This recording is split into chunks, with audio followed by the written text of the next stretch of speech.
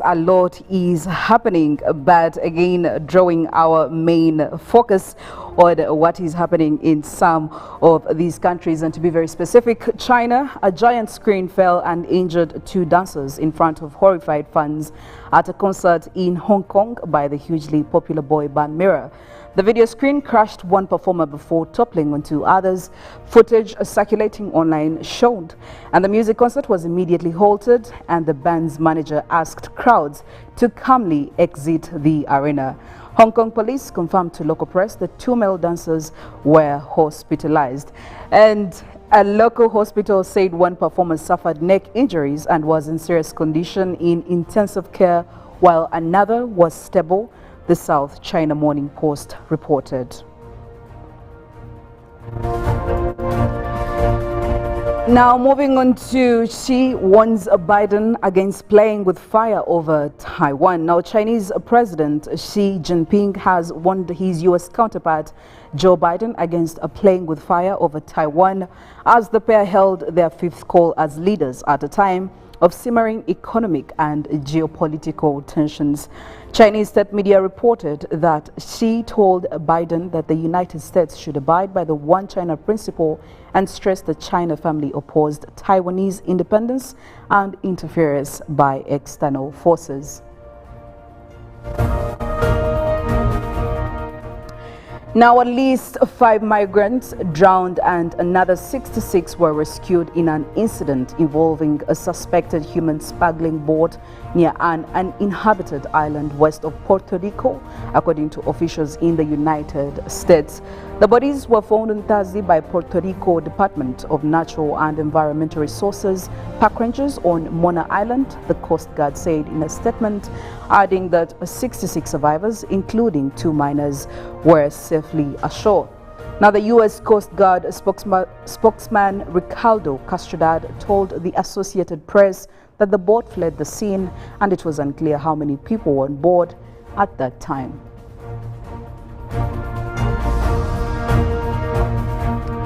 Now, crossing over to Nigeria, all schools have been told to shut and send children home amid security fears in Nigeria's capital, Abuja, and in nearby Nasarawa state. Intelligence reports suggest armed groups are planning attacks in several states, including on the capital. Schools, mainly in northern Nigeria, have become a target of kidnapping gangs in recent years, with hundreds of students held for ransom. President Muhammadu Buhari is currently meeting with security chiefs, and most private schools were in the middle of exams when they had to close on Wednesday afternoon. An official at the Association of Private Schools Owners in Abuja said that the directive to shut down had come from local authorities in the capital.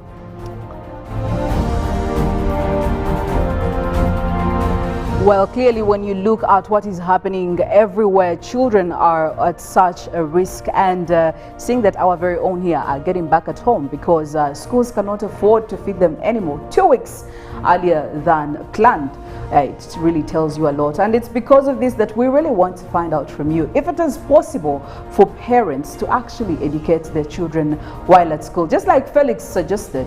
And he did say that he's actually already underway when it comes to the studies to be able to educate his children. I don't know, is this applicable to other parents? Can we maybe look at it as an option to beat all the circumstances? When Philo says it, to make it look like a village, like my well, that's not good thing. Look like I have like a nursery of kids. Whether 1 or 2, I mean. Philo, over a time I've learned. Yes. Never ask Felix how many kids he has. Okay. That is. So let's keep it at that. Okay, all right.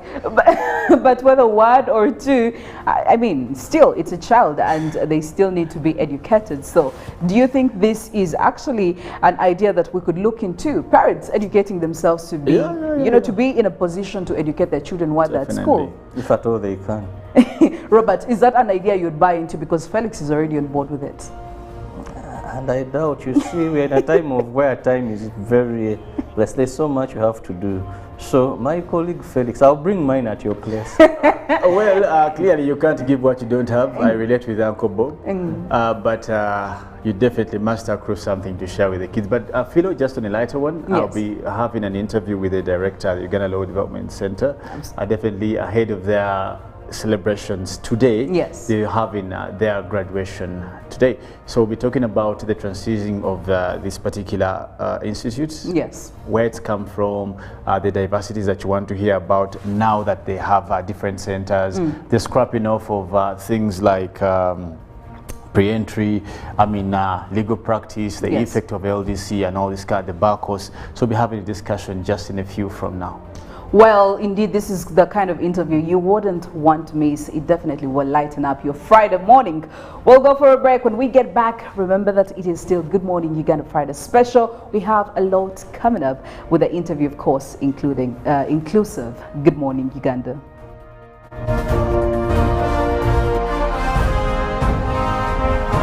Live from UBC Studios in Kampala. This is Good Morning Uganda. Pick of the day on UBC. If I'm looking at issues of taxation and all that, I will definitely run for the Kateshumbas. Okay? Okay. If I look at, if I'm looking at issues of investments and what, I would definitely run. I would definitely run for Dr. Emure Kugonza and Honorable Omara. Okay. If I'm looking at issues of the law, I will run for our very, very own people. I have the Oboso Bosses, I have the Katuntus, I have the Robin Arwakojos. So everyone is talented in one way or another. Did you mention Katuntu? Okay. Yes. Is he yours? Yes, he is. Yours as in NRM? He is. Was brought to you by. Simply make a small deposit of 99k and pay the balance mpola. You can pay in daily, weekly or even monthly installments while you enjoy your new phone. So what are you doing today? Visit any MTN shop near you and get the MTN cupboard. That's super easy.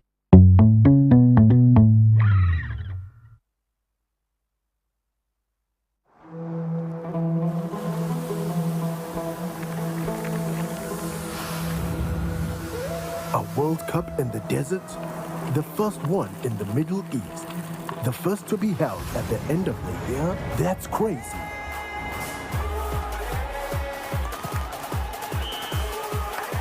Get ready for spectacular moves. High-flying saves. Unbelievable goals.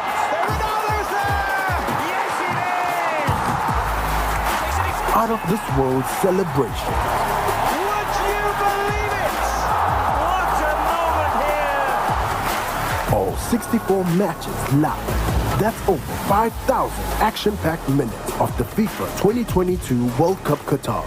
Now that's crazy. Catch all the action only on SuperSport, your world of champions. On Gold TV. Love it. It's Freaky Friday from Airtel. Buy or gift. Buy or give. Get freaky too! Dial *149*10# to load a Freaky Friday bundle for you to enjoy the best offers on voice and data. To buy a bundle for friends and family, dial *149*10*5#. Freaky Friday with Airtel. Buy or gift a bundle today. Dial *149*10# to get started. Airtel, the smartphone network. The Tales of Kasozi, brought to you by Uganda Communications Commission. Hello? Hello? This is Kasozi. How can I help you? Hey, Kasozi, my brother. Long time. We last met when we were at campus. It's been a while, but you are the person I'm looking for. Campus? Really? Hey, you don't remember me? Okay, so how can I help you? I'm stuck in Gulu making millions and I need to urgently send money to my sick mother. But I can't find any mobile money agent near me. I've sent the money to your phone, as you can see the message. It might take a few minutes to come through, but I urgently need you to send the money to my mother. Let me send you her number and you send it to her chap.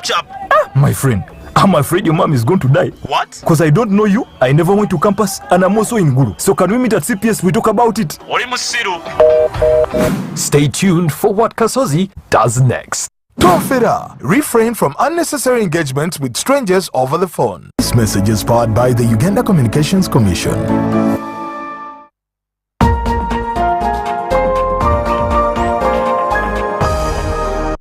Every marriage has 100% chances of succeeding. You know why? Because God created marriage, and God never creates failure, and God never designs anything to fail. Every marriage has 100% chances of succeeding. Is your marriage struggling and you're wondering whether it will ever succeed, whether you will ever make it, whether it's even worth holding on to? You got to tune into Unlocking Marital Bliss, because right here we provide the keys to unlock the bliss in your marriage, and you will be able to succeed. We've had testimonies, and lives are changing day by day. Marriage must be a discipline. It must not be handled like a casual thing. As women, when we have the outward expression, even our form of respect is tied to the outward things that you do. Some women now have working class. They don't know how to handle their husbands because the marriage has become like question and answer marriage. Do you have any tea? Don't you have hands to prepare it? Why have you come back late? Did I take your blanket? It's question and answer marriage. Not any other place, but every Sunday, 3 p.m., right here at UBC, with the one and only Cyrus Rod, not any other. Unlocking Marital Bliss. It's Freaky Friday from Airtel. Buy or gift. Buy or give. Get freaky too! Dial star 149 star 10 hash to load a Freaky Friday bundle for you to enjoy the best offers on voice and data. To buy a bundle for friends and family, dial star 149 star 10 star 5 hash. Freaky Friday with Airtel. Buy or gift a bundle today. Dial star 149 star 10 hash to get started. Airtel, the smartphone network. It's no secret that ICT makes learning easy. The strides made in our field couldn't be possible without it.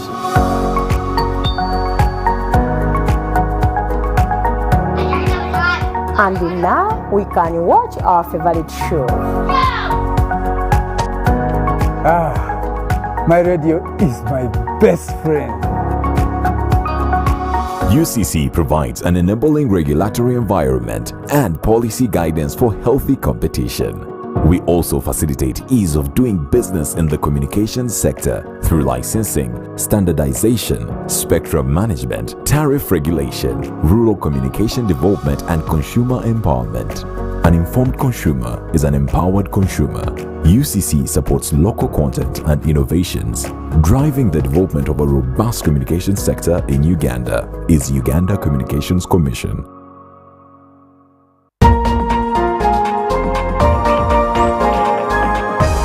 One-on-one with Michael Jordan Lukomwa. A weekly face-to-face conversation focusing on accountability, inspiration, information, and sensitization of the public from the various sources such as inspirational profiles. Having a disability is not inability. Professional guidance. There is no special antiretroviral therapy that is given specifically for discordant couples. And of course, politics. Don't you see anywhere that you would give a credit in the fight against COVID? My role as the owner of the country is not to, be preoccupied by giving credit to my servant. We have said that if we are to talk to General Museveni, there must be certain conditions in place. Is it true that you paid 5 million shillings to MPs that voted for Anita Mong and Tayebo? That is laughable. Why would we pay when we have nominated them as SEC? Every party has been represented in Uganda's parliament for 10 years. We only by one MP. You yourself and my daughter, Susan.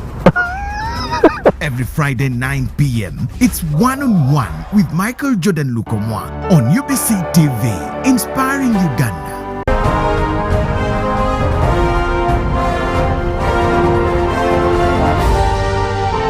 This is Good Morning Uganda.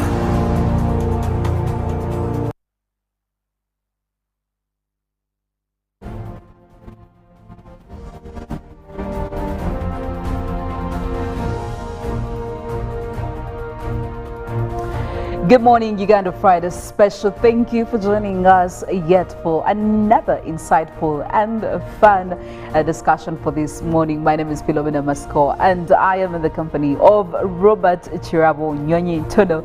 And this morning's discussion is quite interesting. You know, coming in from the point of view, different points of view. We have parents that have something to say about this topic. We also do have children who are also, again, a main subject in this topic, but we also have education institutions. Now, from what we've had, okay, from the reports that have been coming out, we know that the economy is actually not doing well. We're seeing commodity prices rather going up. We are seeing this having an effect on each and every individual. Now, I'll tell you that education institutions are not exempted from this either. They are actually feeling the pinch.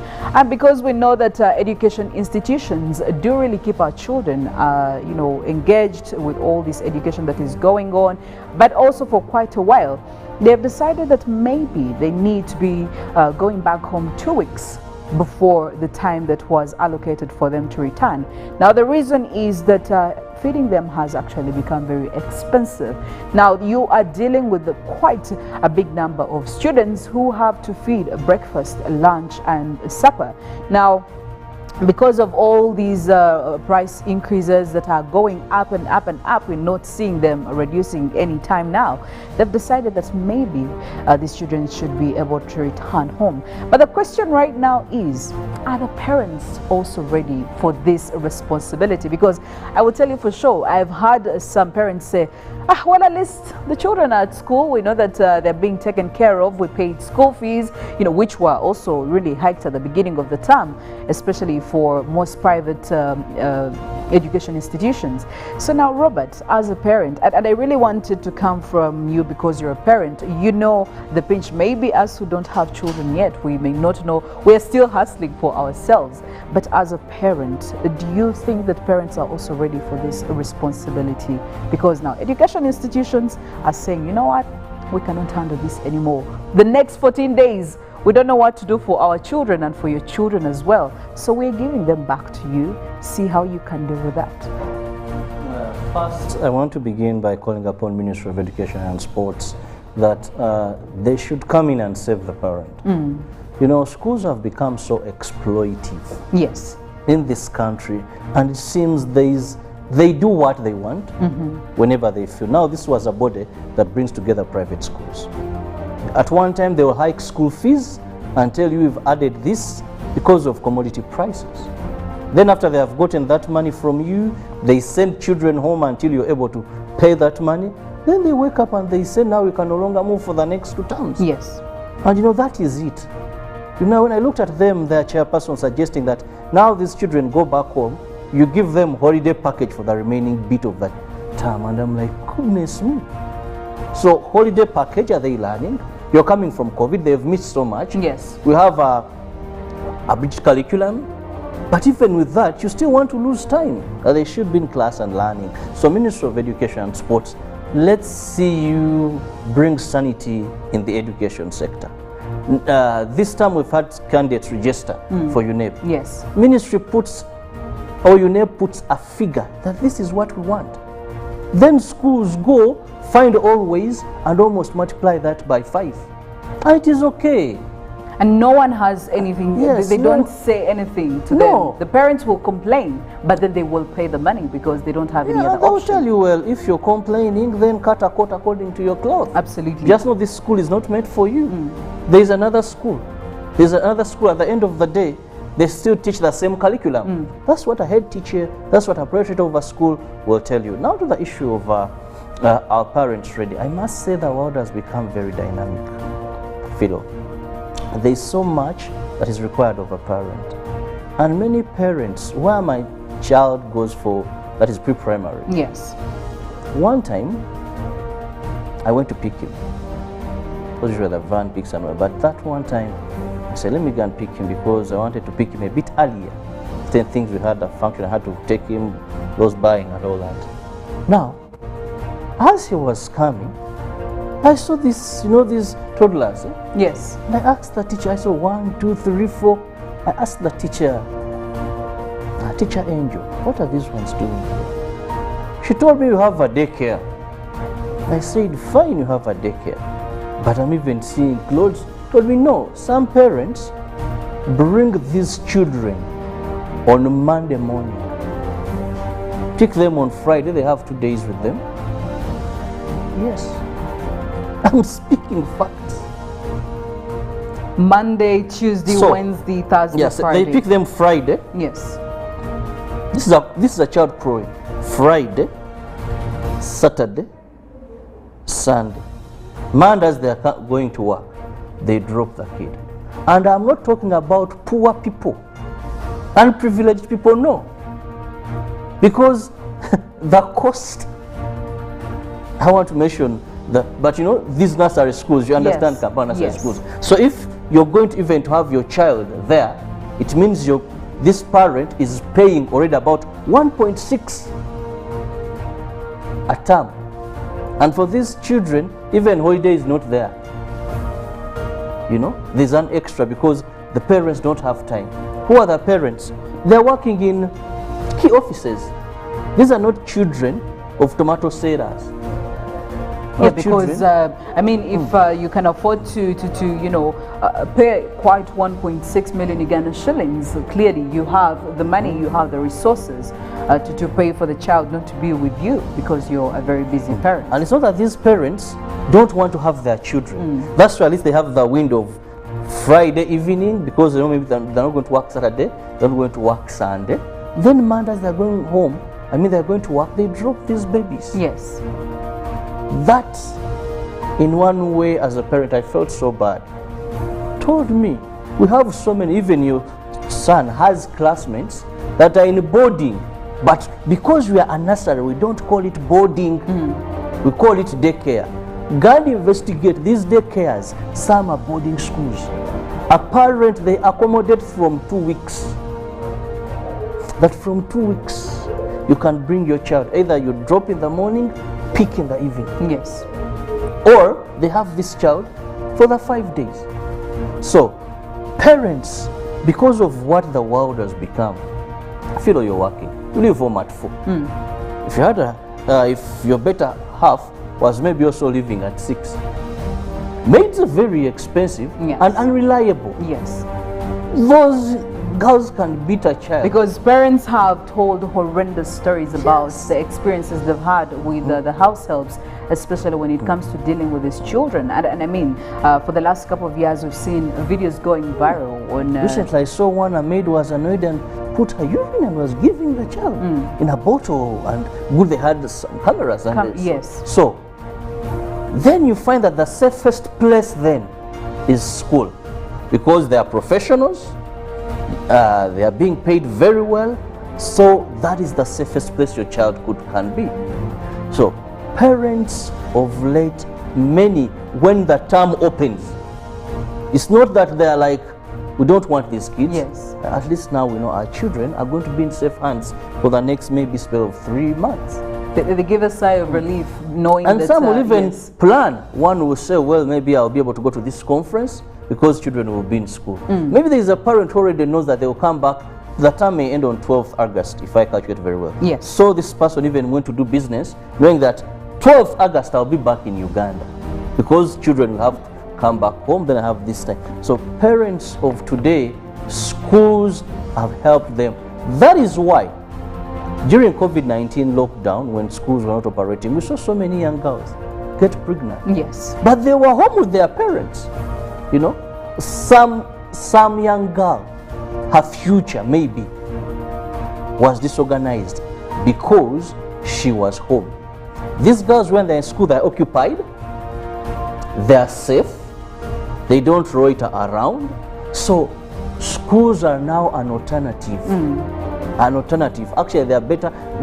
I would say they have proved to be even better parents than some of the parents.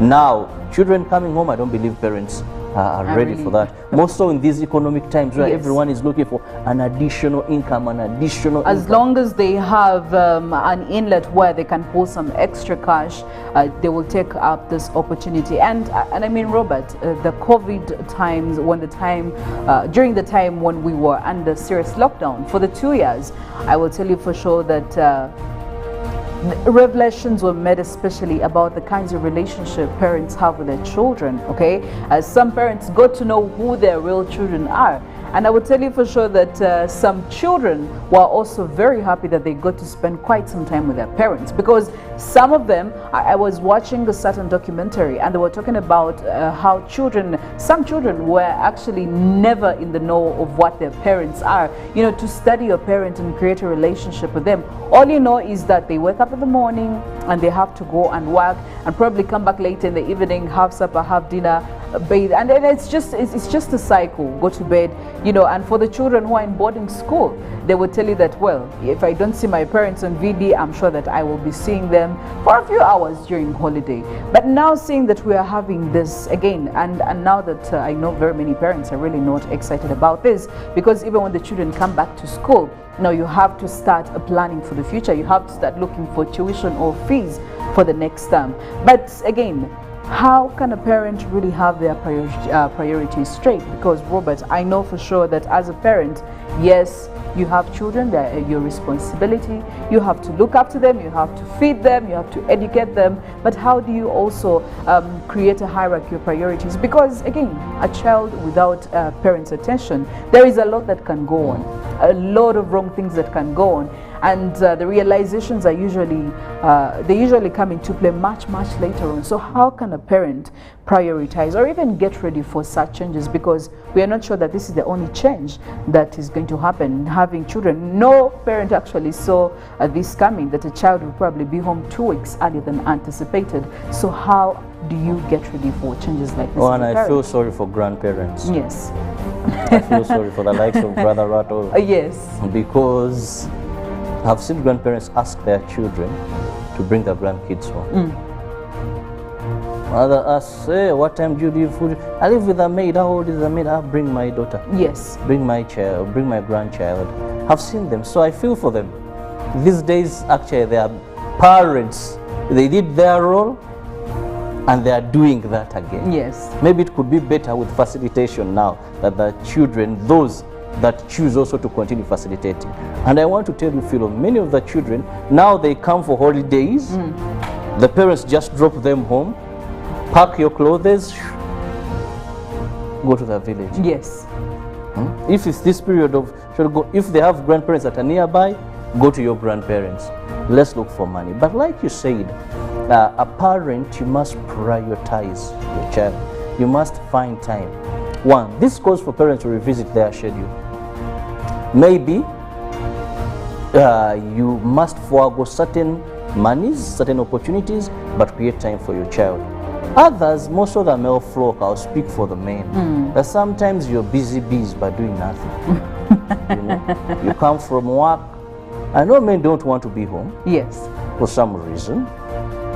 They come from work, then you go to a bar, or you have a meeting point, you know, where you're there until something like 10, then you drive home. Because you don't want to be home, you know, and you know, African society, there are certain things that we grew up seeing as African men, and it's going to take us some time to adjust to them. Because many grew up knowing that, no, wow, how? A man.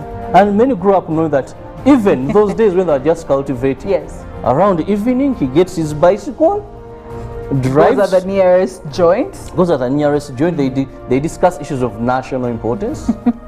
You know. I will tell you, Robert. Even in this year, 2022, you know, I've had interactions with certain gentlemen with the number of people of your gender, and they would tell you, "Why would I be home as early as 4 p.m.? What's the use? No one wants to see me around at that time." That's why I'm not going to cook. I'm not going to breastfeed. Exactly. You know, apart from waiting for news and watching news, then yes. You know. So 9 p.m. is usually their time of arrival. Yeah, 9 they start, flowing in. So this is the time that you're going to forsake evening classes. Some now they call them evening classes because they need this one. So this is the time as a parent. You must know that for this period, let me forego this and have time for my children. And for the ladies also, they have their ways. Some of the corporate ladies, parties, today your workshops, you have our own workshops. Yes, because that could be meaningful. Today your friend has a baby shower. The other day someone is doing, is it a pregnancy Photoshop? There are certain things that have come in this era that some of us wonder, what are they?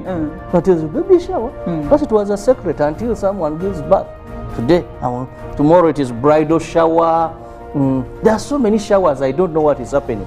And I don't want to attribute this to climate change, but we are copying from the Western world. So there is so much that we are occupying ourselves with as parents, yet doesn't add serious value to us. And it's at the cost of our children. So this is a time you must plan, because everybody, you know, God was wise. Yes. He gave all of us 24 hours a day. The rich, the poor, Suduru per area has 12 hours of day, 12 hours of night. Yes. Even a drunkard in some village has the same time. So how do you use your time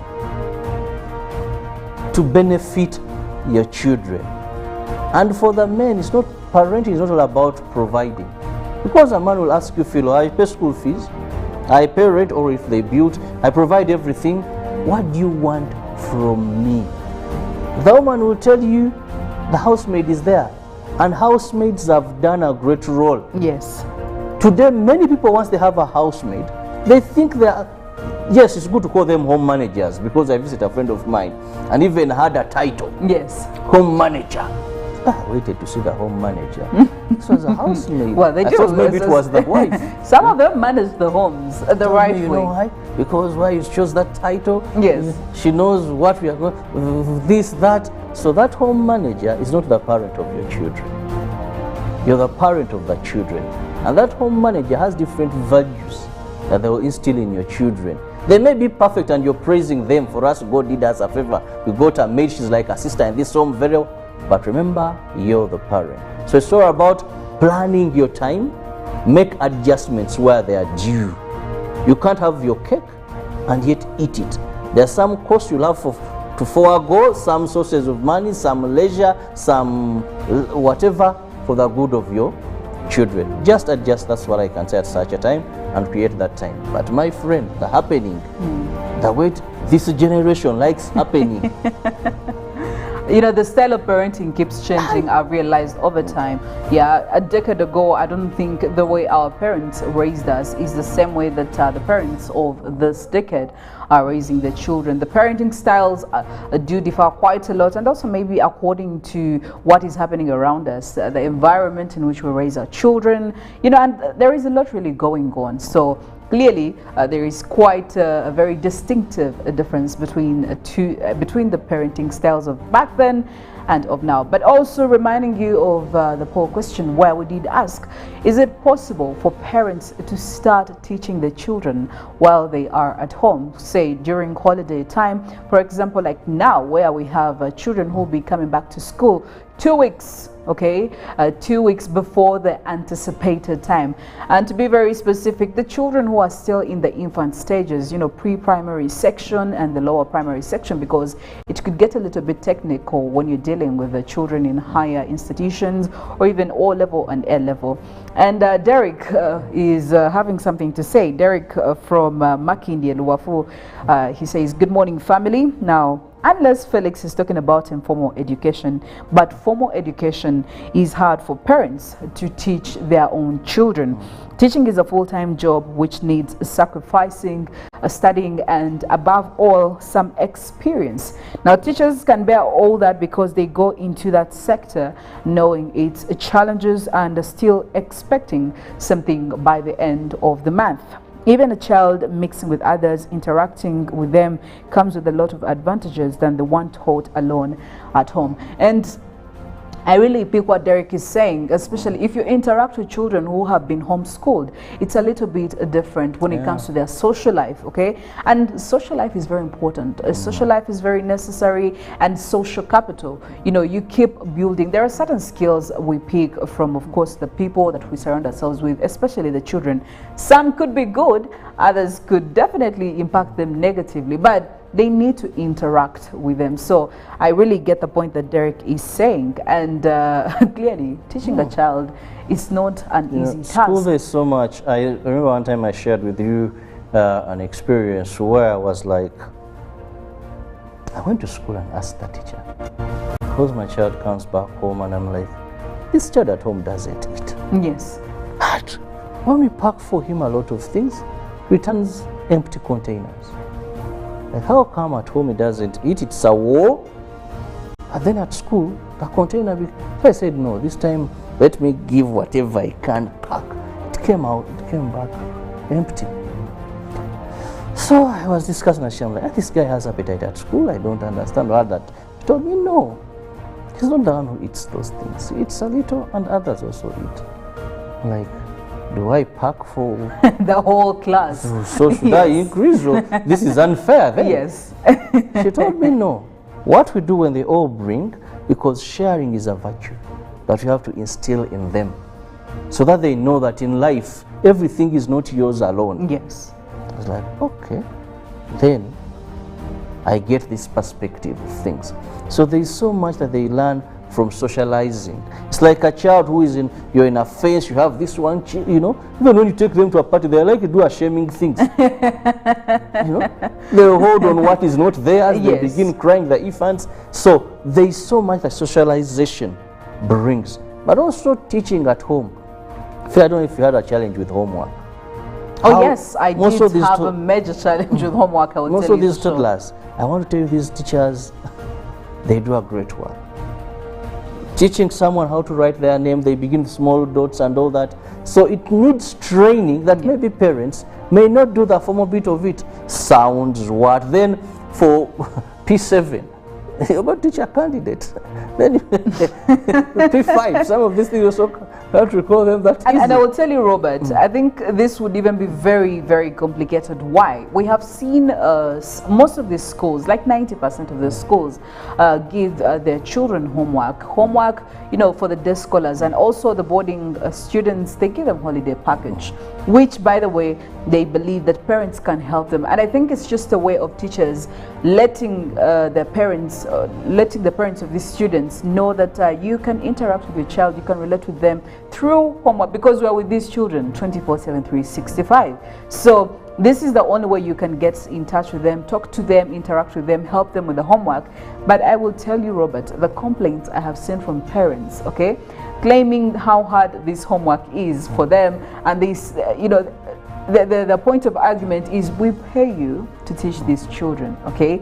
We do not know these things. I have to use Google to help my children or to help my child do the homework. I cannot be doing this every single time. So now, if you're going to talk about teaching when even just the slightest, the smallest of responsibilities as doing homework with them is hard, how are they going to do that? How are they going to educate a child, you know, from point A probably up to point F, and then the teacher continues from that? So again, it's a skill that they don't have the time. Yes. They don't know what to do. Let's be very honest. Many parents, they don't know what to do. Imagine you help your child with homework, and then the child comes when they failed the homework, and they ask, who did this? I did this with daddy or mommy. And you go to school the following day. So you're the one who failed these simple questions. So it's a complicated thing. Yes. And when I saw this body that brings them together saying, we are going to give them holiday package for the remaining period, I'm like, goodness me, holiday package. Now senior, if you have one in senior 3, you have one maybe in primary 3.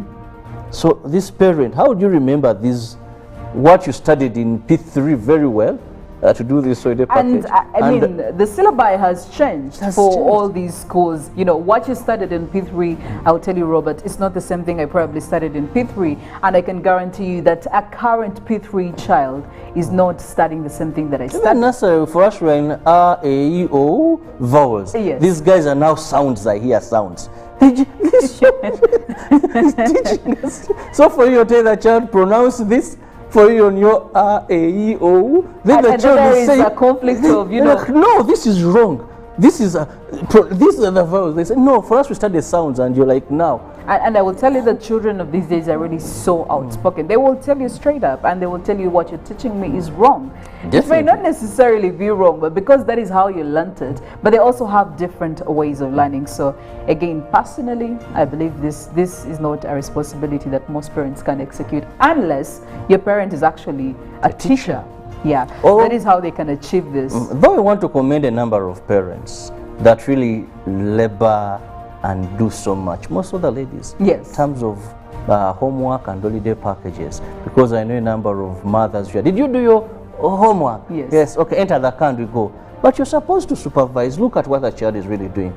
But unfortunately, many don't labor. Even if you don't know, or you don't ask, at least pretend. Yeah. that show some, responsibility. But there are also even parents who have decided to just go an extra mile and have, these extra, we have teachers coming in to teach the children. And we saw that being very dominant during the lockdown, where parents really had to pay extra cash to teachers who are really also exploiting this opportunity to come and teach them so that they are able to catch up by the time they return to school. Actually, I know of a teacher who told me I made more money in COVID than I can make now. And I asked there her, is such a how huge did it number work? of teachers. Told me, oh, I had how many families I used to grant was per hour. And for me, COVID, really, it was a blessing. I cannot complain about, COVID. Oh, these things are complicated. Especially teachers from private schools. This became like the side thing, their side hustle, and another way of getting income. So again, the parents who have gone extra mile, you may not practically teach your child, but you may do all that you can, all that is in your power to make sure that the child. As you're speaking, I'm thinking of education imbalance and injustice. That is also a point to consider, because as much other parents can afford to get that extra teachers, there is also a faction of parents who can't afford that, and the child definitely has to rely on when the government school has to open, and go back and start, now from ground zero. Now you can't compare this child to a child who has been undergoing, all these holiday studies, the holiday education. Definitely there's going to be quite a big or a huge difference when it comes to results, for the candidates. So you don't expect high performance from students like this. But again, that's life, and it's really sad. It's really sad, but we also have to make sure that we try to balance it out as much as we can. Well, to all the parents doing and fulfilling their responsibility, especially when it comes to your children, we recommend you. And we know you go through quite a lot that is happening right now. I can tell you, Robert, there is a lot that is on their minds. So how am I going to feed these children? A parent who has like about 5 children. Then they're giving you mathematics. The child comes back home with mathematics. Then you have science. Yes. Then he's coming with geography, asking you. So we know what you're going through, and we definitely cannot downplay the role and responsibility and all that you do in contributing to your children's future. And we hope that things really turn out well, and we pray that also the economy starts stabilizing, although I feel like that is still a bit we are told to be patient, but we're trying to because some of the factors, me, I listen to some of these words, I get them clearly. One, all industries that had closed opened at once. The hotel sector. So in a period of about they'll be able to produce again now.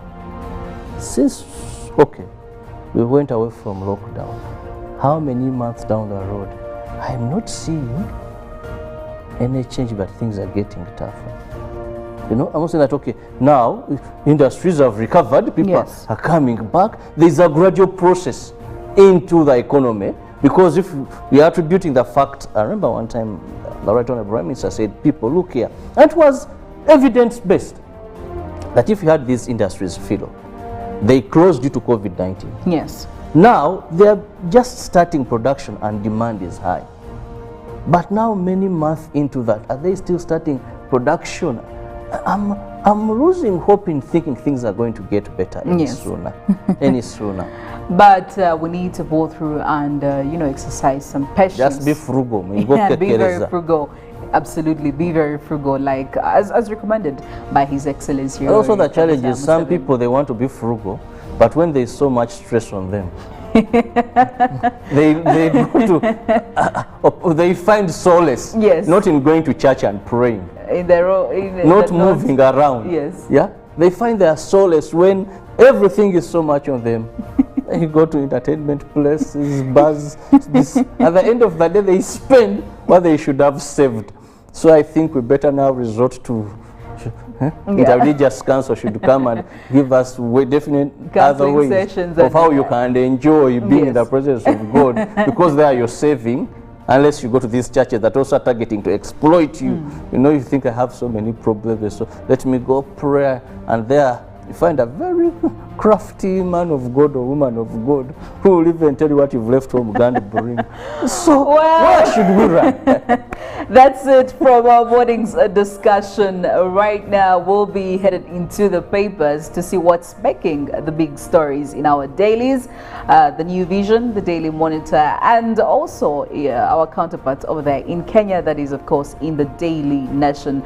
We'll be looking into this in the press review that will be in just a few minutes from now. It is Good Morning Uganda Friday special. We'll be back after this.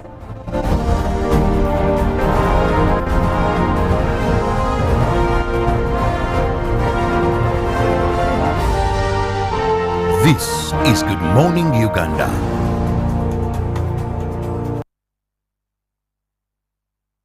It's Freaky Friday from Airtel. Buy or gift, buy or give. Get freaky too! Dial star 149 star 10 hash to load a Freaky Friday bundle for you to enjoy the best offers on voice and data. To buy a bundle for friends and family, dial star 149 star 10 star 5 hash. Freaky Friday with Airtel. Buy or gift a bundle today. Dial star 149 star 10 hash to get started. Airtel, the smartphone network.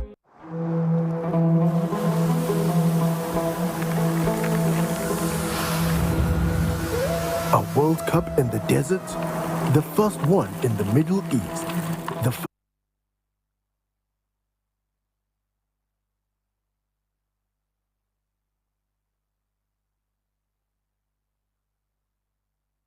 It's Freaky Friday from Airtel. Buy or gift, buy or give. Get freaky too! Dial star 149 star 10 hash to load a Freaky Friday bundle for you to enjoy the best offers on voice and data. To buy a bundle for friends and family, dial star 149 star 10 star 5 hash. Freaky Friday with Airtel. Buy or gift a bundle today. Dial star 149 star 10 hash to get started. Airtel, the smartphone network.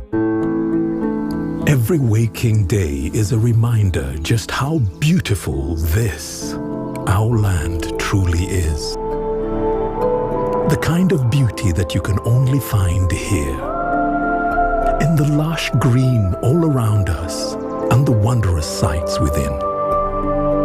It's what you feel in the gentle caress of tropical wind from the mountaintops. And the glow in your heart from a warm neighborly invite.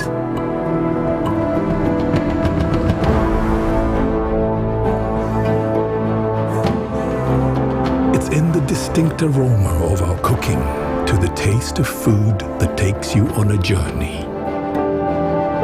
In the sound of homecoming and the sound of Mother Earth.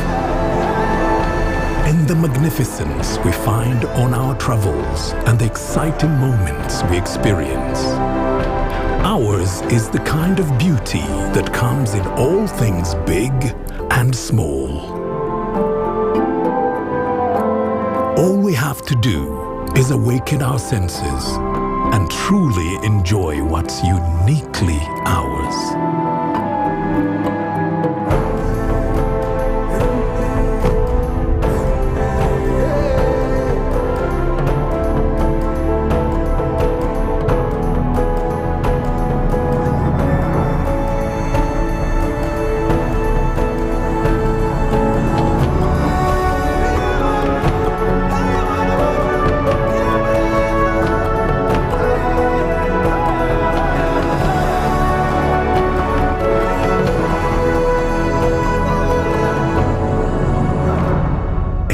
Uganda, the pearl of Africa.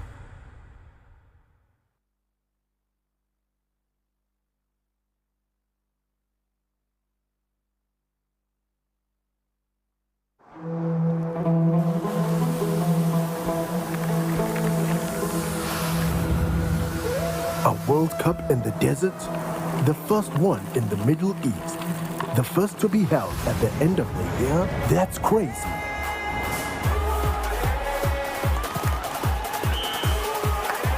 Get ready for spectacular moves, high-flying saves, unbelievable goals,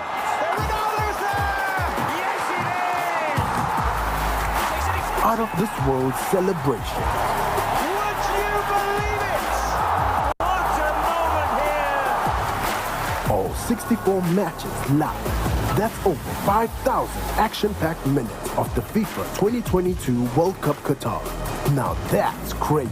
Catch all the action only on SuperSport, your world of champions. On Go TV. Love it. Welcome to English in a Minute. This expression seems like it could have some depth to it. Let's hear what Anna and Jonathan have to say about this expression. So, you remember how Chuck really wanted to be part of our bowling team? Oh yeah, he started to lay it on thick about how great he was to our team captain, Marco. But I'm sure Marco didn't believe him. Well, it worked. Chuck will be joining the team at our next practice. To lay it on thick means to overstate something. You try to say that something is much better or much worse than it really is because you want to impress someone. You can lay it on thick using blame or giving praises, like Chuck did with his bowling skills. And that's English in a Minute. Pick of the day on UBC. If I'm looking at issues of taxation and all that, I will definitely run for the Kateshumbas. Okay? If I look at, if I'm looking at issues of investments and what, I would definitely run. I would definitely run for Dr. Emure Kugonza and Honorable Omara. Okay. If I'm looking at issues of the law, I will run for our very, very own people. I have the Oboso Bosses, I have the Katuntus, I have the Robin Arwakojos. So everyone is talented in one way or another. Did you mention Katuntu? Okay. Yes. Is he yours? Yes, he is. Yours as in NRM? He is. Was brought to you by. Simply make a small deposit of 99k and pay the balance mpola. You can pay in daily, weekly or even monthly installments while you enjoy your new phone. So what are you doing today? Visit any MTN shop near you and get the MTN cupboard. That's super easy.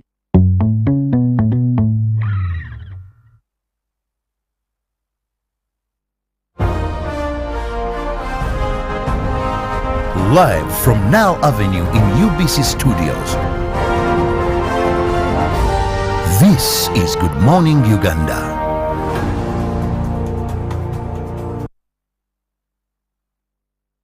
Press review this Friday morning. We start off with the Daily Monitor, and I must say that it is quite a busy one for this paper. But private schools to increase fees. Again, of course, in relation to what we were talking about, and I know that parents are not happy about this. Now, the cost of living is the reason behind.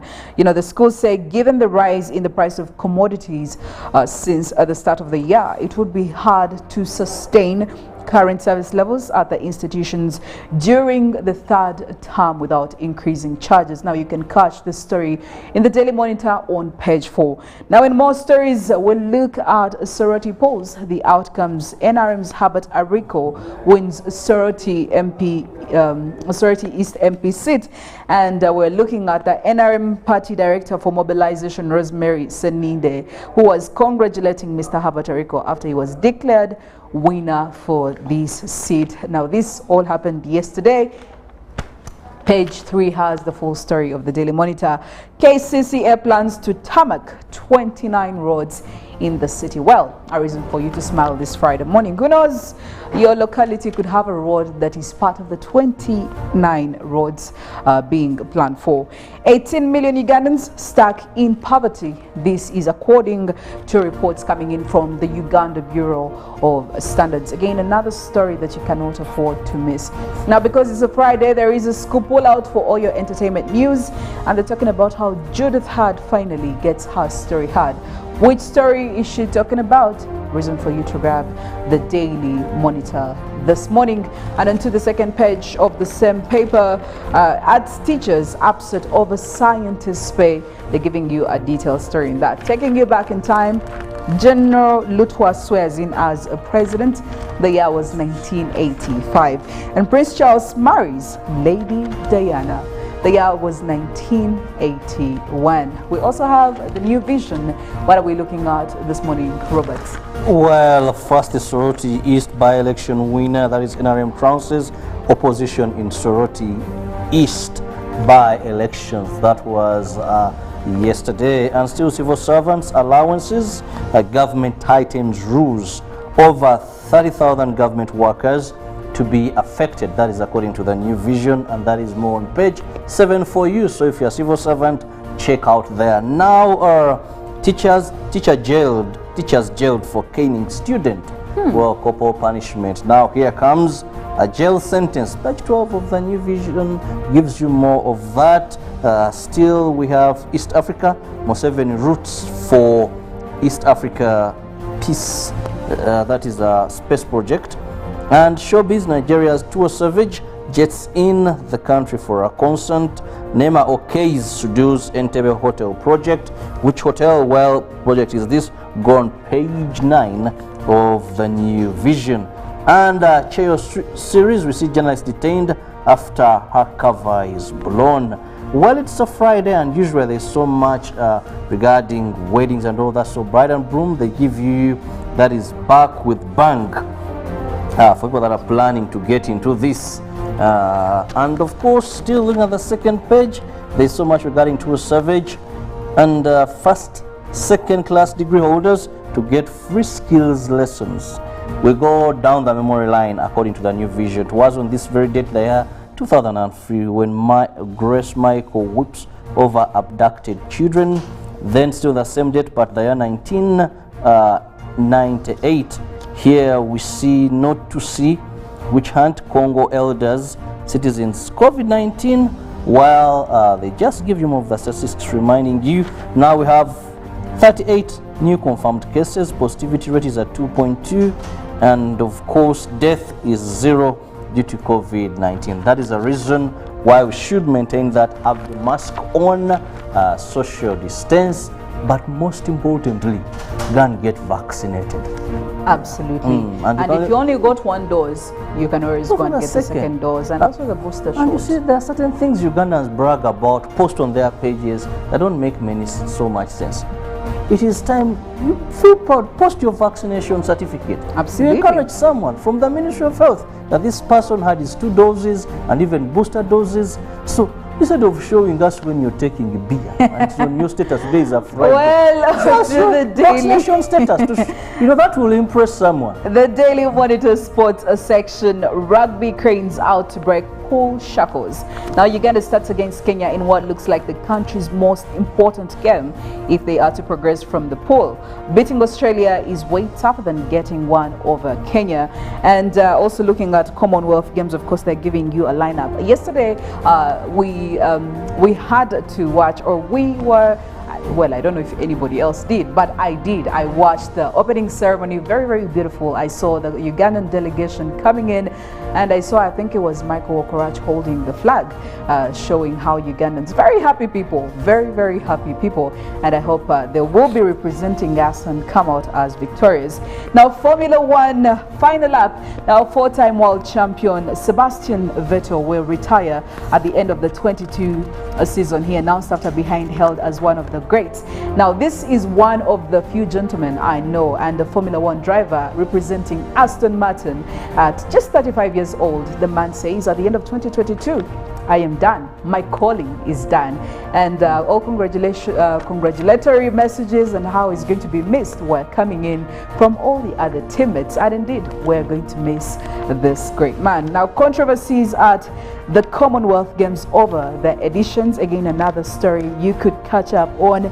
And para swimmer Kukundakwe has it all to do to make finals. Now, this is still part of the Commonwealth Games. And today we'll be officially having some of the games being put on display in Birmingham. So make sure you don't miss out on any of that. While Commonwealth Games dominate most of the sports pages in the Daily Monitor here, where varsity sport, where sport excellency begins, because they're showing a number of people that are representing us here as source to that. Then there's so much regarding the rugby events there, and still 3 in the Commonwealth as technical officials are there. The New Vision Sports is dominated more with Commonwealth games there. Still, we look at who are representing us in different sports here. In the New Vision, they bring you a number of who I see here: Halima Nakai, Birmingham Commonwealth 2022, and of course, we see also Peace Proscovia here, also a product of a university sport also as well. But don't forget, yes, the man, the Igwe, is always there to give you more insight into the sports world and those catchy stories, definitely. Crossing over to our neighbors in Kenya, the Daily Nation, Rigathi loses 200 million Kenyan shillings, dirty cash to state. Now, a jolting court verdict has knocked the wind out of the sails of Dr. Ruto's running mate 12 days to a poll. He hopes he will see him elected deputy president. And the IEBC calls talks. Of course, this is in relation to decision 2022. And just a reminder, we have 11 days to the elections. We are yet to find that out. And a village of young widows, again a remote outpost of Masabit, is notorious for widowed minors robbed of their innocence and left raising children after husbands are killed in raids or they die of old age. Another story that is quite interesting over here. And in the entertainment section, Diamond Platnumz has no apologies for hefty fees that he slaps on artists. Again, another story that you need to look out for in the Daily Nation this morning. Well, when it comes to the poll question, we did ask how it is very possible, for teachers, or rather for parents, to teach their children while they are at home. And so far what we have seen, quite a number of people believe that this is a hard task. It's a hard paper for the teachers, rather for the parents, because teaching is a skill and it's a professional that you really have to train for. So unless you're not that professional or you're not trained to do that, it may be hard for you to pull off. And we do have people coming in with their contributions. I do have Robert, who is saying thank you for the show, and especially the talk about parenting. It's so interesting and fun and very informative. Yeah, it's quite one of those things that we need to talk about in our society, our day-to-day society, because parents, children, they have a lot that is going on for them. Now, coming in from another gentleman here called Sultan Moshi is saying that there are days these days parents actually don't know their roles.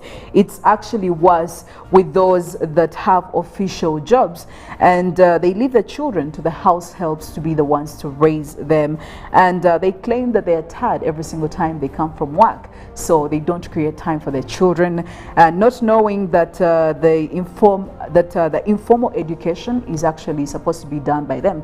And I think this is such a valid reason, because informal education is supposed to be imparted to the children by the parents, by the society, and when it comes to the formal children, we let the professionals do that. So, well, thank you so much, Moshi Sultan, for that contribution.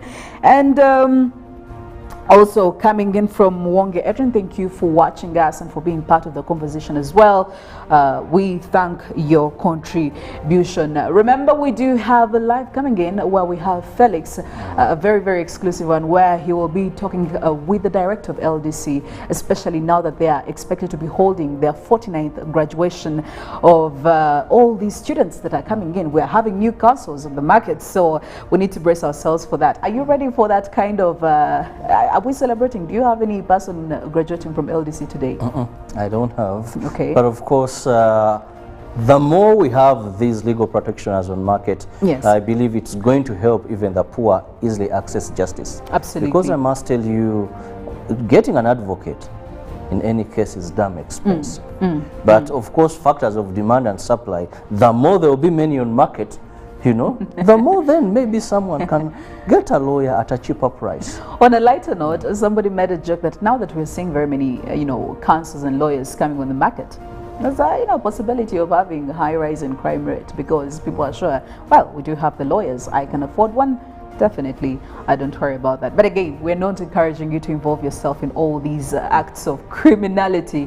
It's just not okay, and it's not good for you. It just reminded me of a case where we had a lawyer, and I told the lawyer that I'm sure we are going to win because we have all facts.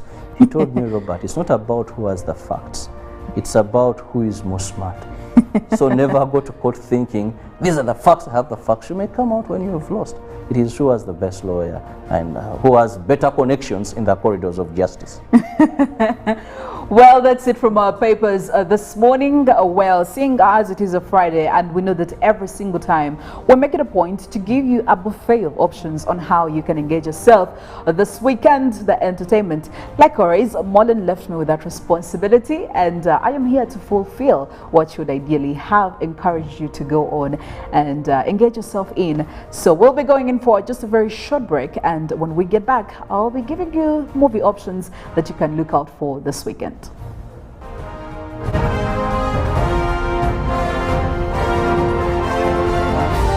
This is Good Morning Uganda. Pick of the day on UBC. If I'm looking at issues of taxation and all that, I will definitely run for the Kateshumbas. Okay? If I look at, if I'm looking at issues of investments and what, I would definitely run. I would definitely run for Dr. Emure Kugonza and Honorable Omara. Okay. If I'm looking at issues of the law, I will run for our very, very own people. I have the Oboso Bosses, I have the Katuntus, I have the Robin Arapojos. So everyone is talented in one way or another. Did you mention Katuntu? Okay. Yes. Is he yours? Yes, he is. Yours as in NRM? He is. Was brought to you by. Simply make a small deposit of 99k and pay the balance mpola. You can pay in daily, weekly or even monthly installments while you enjoy your new phone. So what are you doing today? Visit any MTN shop near you and get the MTN cupboard super easy.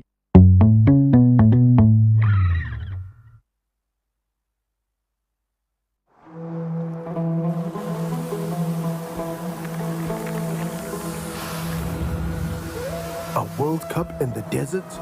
The first one in the Middle East. The first to be held at the end of the year? That's crazy.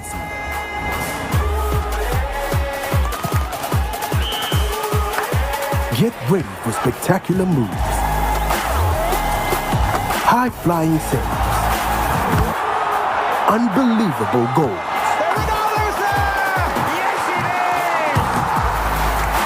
Out of this world celebration. Would you believe it? What a moment here! All 64 matches live. That's over 5,000 action-packed minutes of the FIFA 2022 World Cup Qatar. Now that's crazy. Catch all the action only on SuperSport, your world of champions. On Gold TV. Love it. Live from Now Avenue in UBC Studios. This is Good Morning Uganda.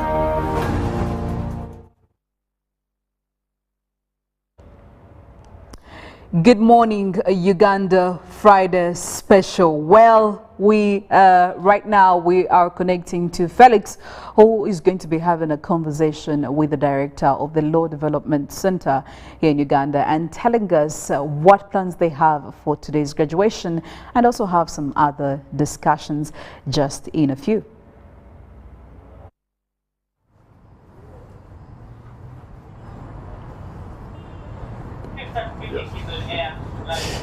Well, good morning to you, and thank you so much for staying and watching UBC. Now, of course, it is Good Morning Uganda. Friday does come with something special, and today, guess what? We are being hosted at the Law Development Center. Now, today is the graduation of the people who have been able to pass the bar course, and they'll be enrolled in practice. Now, that is something special for some of you who know a bit of legal practice and legal scholarly, for that matter. But in another twist of events, there's been a couple of rumors around this graduation which we'll be covering, and of course much more also about what is LDC, what is legal practice, why is it important to be part of such institutions. Nevertheless, there's going to be many activities, and of course the same will be covering here on UBC. We'll be talking about what, of course, with our students, what it takes to become a lawyer, what's the process, but we'll also be covering the whole event on the Uganda National Broadcaster. But with me today, this particular morning at the Law Development Center, is the director, Mr. Othembi.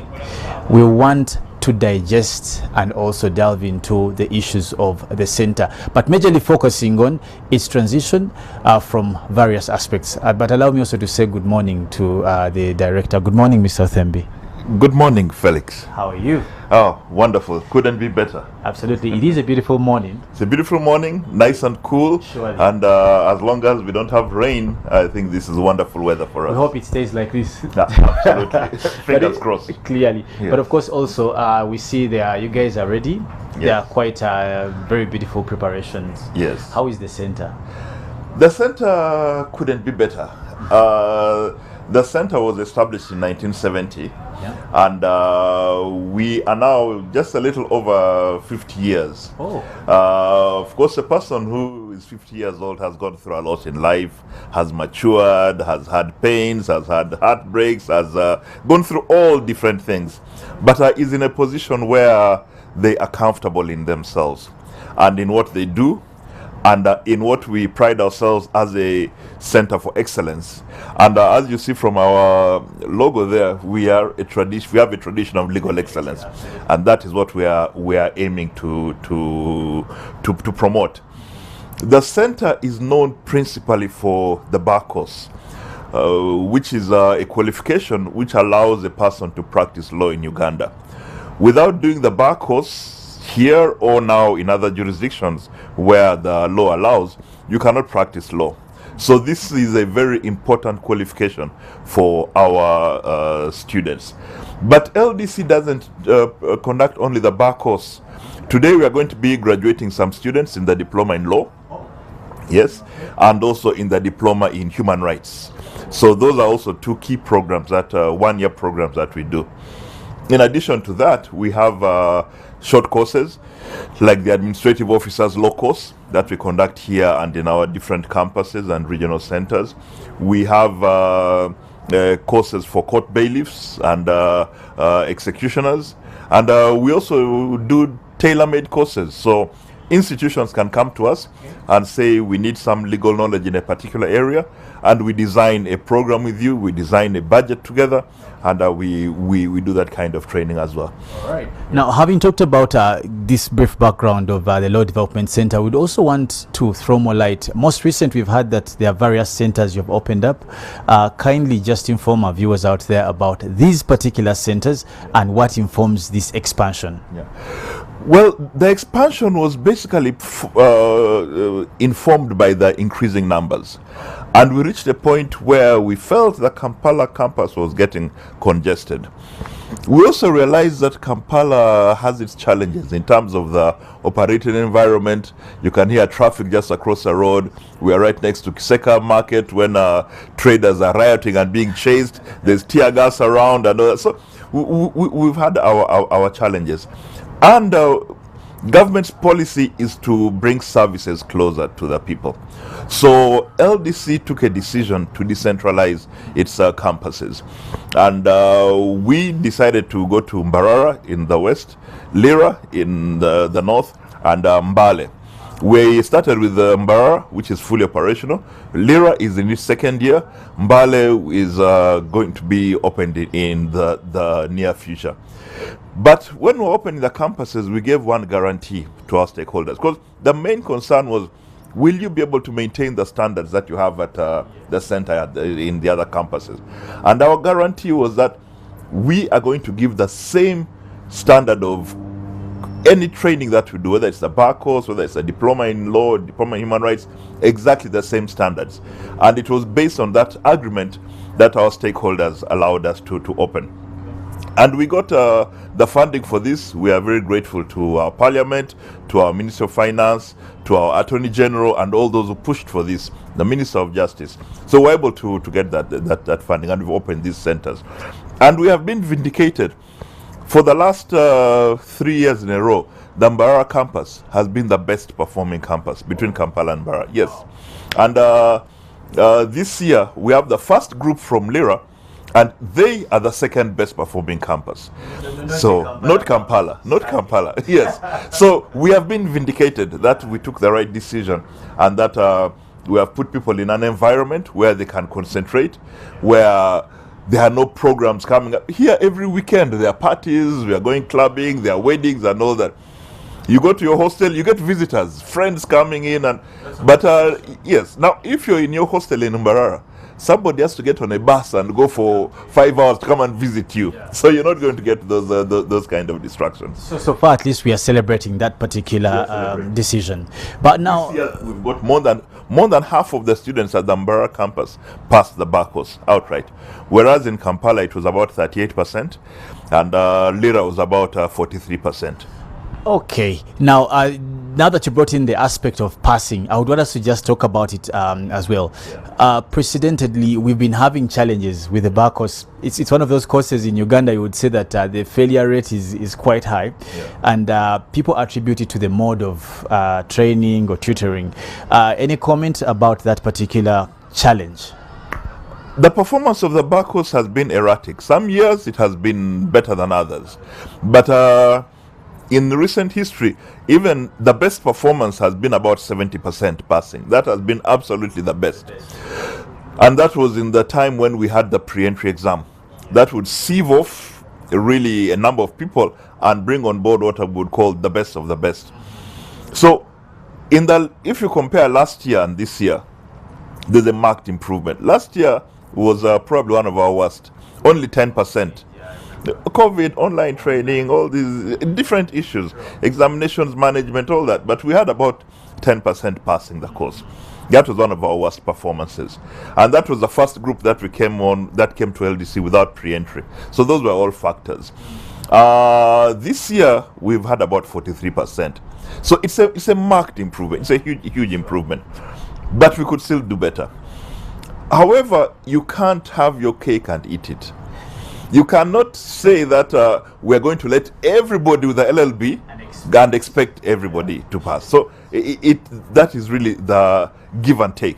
So we as LDC are prepared to take on board everybody, since the law mandates us to train everybody. Everyone who qualifies, everybody from the 15 accredited universities who has an LLB will come in here. But how they get out is the question, yes. So either have the pre-entry, which will sieve off and give us really the top students, and then you can get 80, even 90% passing, or open up, let everybody come, let LDC be the final sieve. Now still about the same issue. We still get those pressures that more people should be passing. I think we will not bow down to those kinds of. It's not about passing. No. Now, just still about the same thing before we come now to today's graduation. There's the challenge of scrapping off the BACOS. Initially, the pre-entry, sorry. It was initially a discussion with lots of challenges. And I would want to get your own thoughts about this and how sustainable is this in relation to legal practice out there, away from just the academia, but the legal rhetorics, how people present themselves in court, the decorum and all these things. Incidentally, people talk about pre-entry as if it has always been a feature of LDC. From the 1970s, when LDC was established, there was no pre-entry. We were students here in the early 90s, there was no pre-entry. So pre-entry came in the late, around 2010, 2011. And then it was scrapped after about 10 years. So pre-entry came and served its purpose. There were growing numbers, there were challenges of quality in the profession, all this, So that was seen as a solution. I was among those, incidentally, who was a strong advocate for scrapping of pre-entry. Yes, and I recall that together with Mr. Simon Peter Chinove, then Law Society president, we were the strongest advocates when we appeared before the Law Council, where we were members. And people were skeptical about scrapping pre-entry. But our argument was that as long as we allow LDC to do its work, we shouldn't worry about pre-entry, about the output.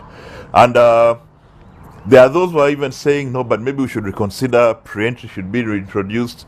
I don't think that is necessary. We should be looking now ahead, 5 years from now. Will LDC still have the monopoly in conducting the bar course? Perhaps not. So LDC maybe will now be an examining body like UNEB or something of that sort, and then we have service providers providing the bar course. That is the kind of thinking. So pre-entry, it could be relevant if maybe, again, there's decentralization of the bar course. Then you need certain standards. But for now, I think LDC should be left to do its work. LDC should be left to apply standards, and LDC should not be put under pressure to ensure that students pass for the sake of numbers. To maintain its purpose. Absolutely. Legal purpose. Yeah, it should. Where there are weaknesses in terms of our examinations processes, and I must say that last year with that huge number, we were kind of overwhelmed, and there were some challenges that we've identified. Where those are identified, let us address those challenges. Yes, in the examinations process, in the examinations management, in the examinations, in the marking, let's address those problems, but let's not throw away the baby with the bathwater. Okay. Now, having looked at the background and where the center is right now, I want us to talk about this particular graduation. Clearly, it's been a long time coming, I must say. But definitely we're here now. But the big question is, or probably you could take us through the arrangement for this particular one, because it has a bit of unique aspects. Yes. We've had this an online, that will be coming, there have been questions around it, misconceptions, rumors, truth, lies, and all this. Let's clear the air now that we have you here. Okay.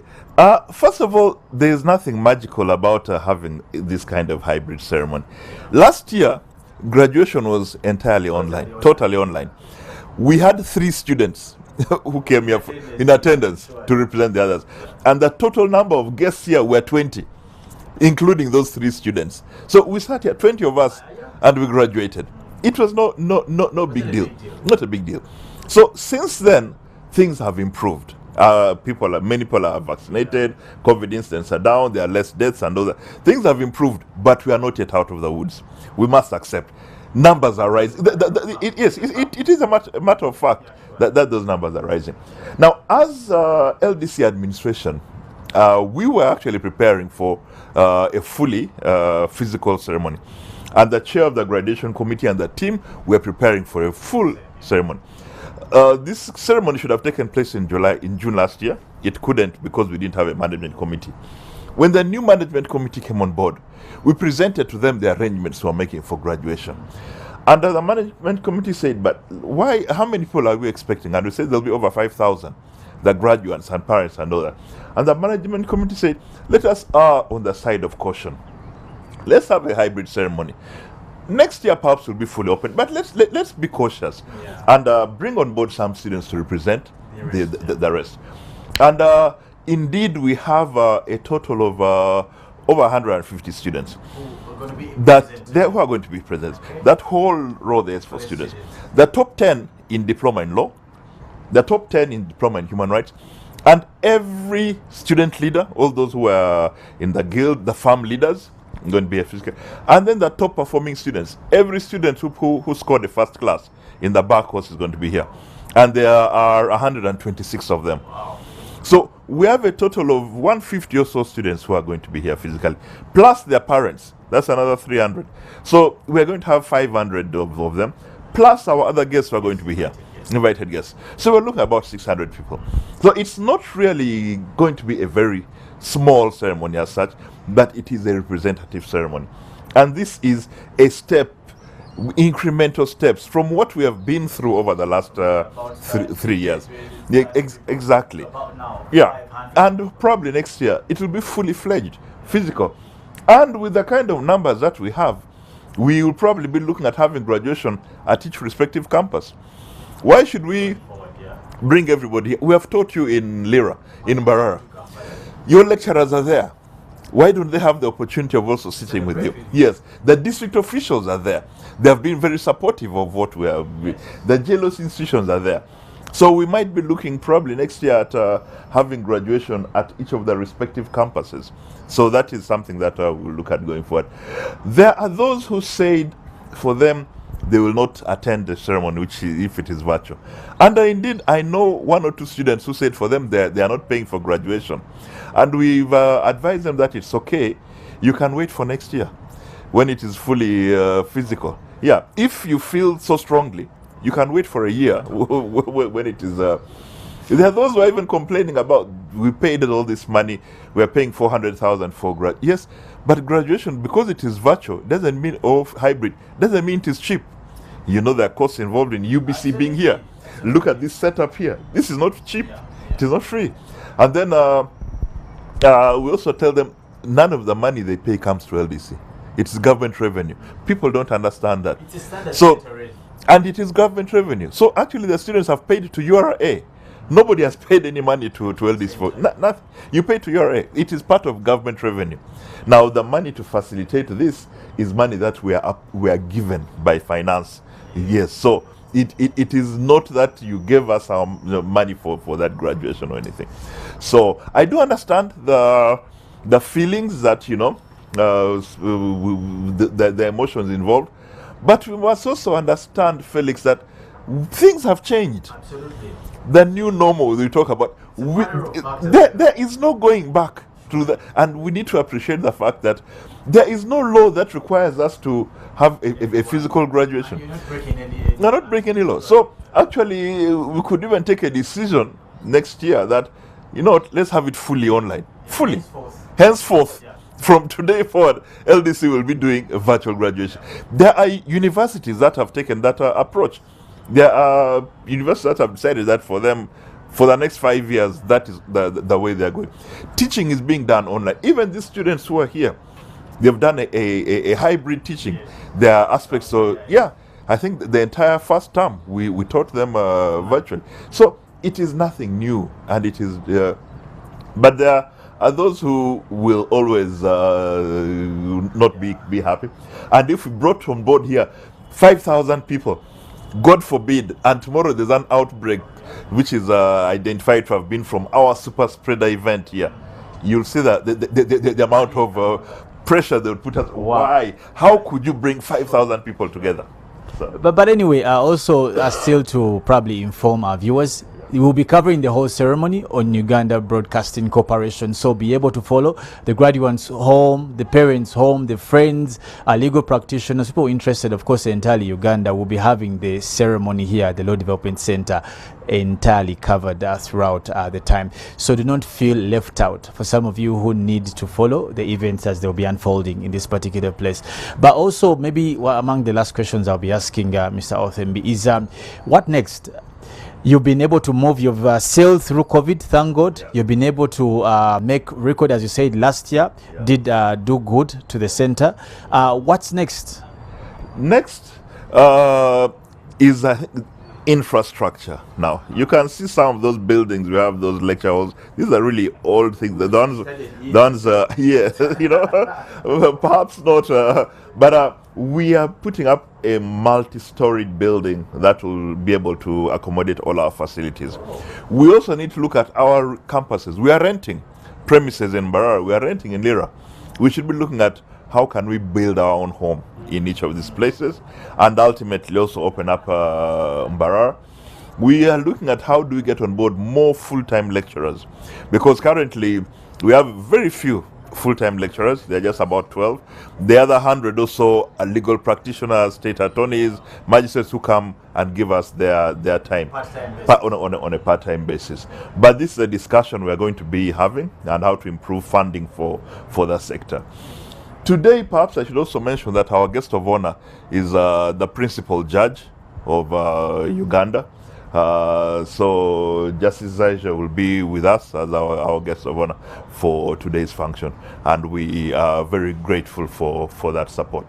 Okay. Now, definitely, I hope that all your queries have been answered, and the expectation is that you're going to have a good function today, whether home, wherever you'll be. For some who have been invited to be a part of this function present here at the center, you will be enjoying. Now, the beauty of the same is that we are celebrating your achievement rather than known to the presence. So how about you focus on the achievement, but also become better lawyers? Now, I also want to get your last message, mostly to the graduates today. My message to them is, this is the beginning of a journey. And they always say the journey of 1,000 miles starts with one step. This is the first step. It's not the end of everything. We are excited, we're celebrating today, but we are focusing on the future. It's the beginning of another challenge. Look at where you're going, look at where you're going to be doing in your practice. Think of the ethics that we've taught you, because it's important to us that as lawyers in the field, we don't feel proud when we see our products appearing before the disciplinary committee of the law council. Absolutely. We don't feel proud when we see that every corruption scandal which is there in the country, there's a lawyer behind it. They are somehow attached to it. So do the things that we've taught you, do them right, do them in an honorable manner, and I wish you the very best in the years ahead. Thank you so much, Mr. Othembi. Also to our dear graduates, please focus. The sky is the limit. And of course, as the motto is, know your law. Is it? Yeah. Now it is a tradition of legal excess. Previously, it was know your law. Yeah. So, and as they used to tell us in school, that a good lawyer is not the one who shouts, but who knows where the law is, who to find the law. So clearly, we wish you the best, and we hope the best for you. Now we'll take you back to studio. Good Morning Uganda still goes on, but don't forget we will be covering this event live on UBC. Do not forget to tune in and stay tuned to follow the events. But also, for people out there, let us pray and hope the best out of our people. At least the center has done its best. But for now, let me take you back to studio. We'll be back shortly with another interview. Good morning. Felix, for that interview, a tradition for legal excellence. Well, if you don't know what we have just been talking about, that is of course one of our colleagues, Felix Nkunda, talking to the director of the Law Development Center, who, by the way, are going to be hosting their 49th graduation today. And by the way, lucky for you, UBC TV is going to be broadcasting the whole event from point A up to point Z. So do not miss out on all that live coverage. Of course, shortly after this, we'll be also having another short interview, again, talking to some of the students, some of the graduates. I know that the excitement must be up and above. And we join them and we congratulate all the candidates and all the graduates for today. We'll be heading in for a short break. When we get back, another interview, and we'll be looking at the entertainment. Good morning, Uganda.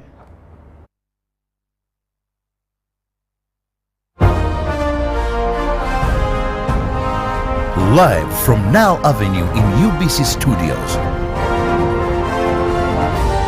This is Good Morning Uganda.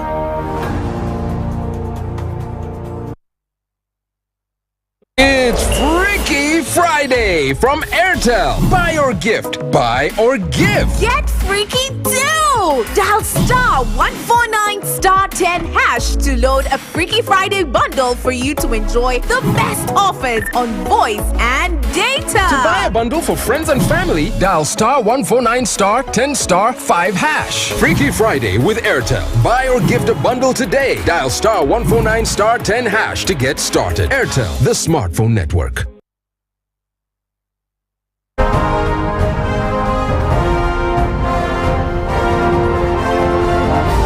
This is Good Morning Uganda. Well, before we get into the second part of the interview, we'll look at the entertainment. What are you going to be occupying yourself this weekend? We have quite a buffet of movies that you can pick from. And I want to start off with She-Hulk. Now, if you're a fan of some of the Marvel movies, and if you're also a fan of superhero movies, this is definitely one for you. But they're bringing it from a different angle. And we're looking at one phenomenal lawyer who is dealing with quite some superhuman legal cases. And I must say that you should be expecting some adventure in this movie. You should be expecting some comedy. You should also be expecting some sci-fi, that is science fiction. I, for one, actually love some science fiction, so you need to follow up on that. Now, this one is a new comedy series coming to Disney Plus, and it stars people like Tatiana Maslany as the She-Hulk. Now, this is a character that is being played by Jennifer Walters, a lawyer who specializes in superhuman-oriented legal cases. Now, She-Hulk will be, of course, welcoming quite a host of Marvel characters to the series. We're looking at the Hulk, a character that is played by Mark Ruffalo, and the Abomination played by Tim Roth. Now, these are some of the few guests that you'll be expecting in this series. Well, here's a trailer to just show you what I have been talking about.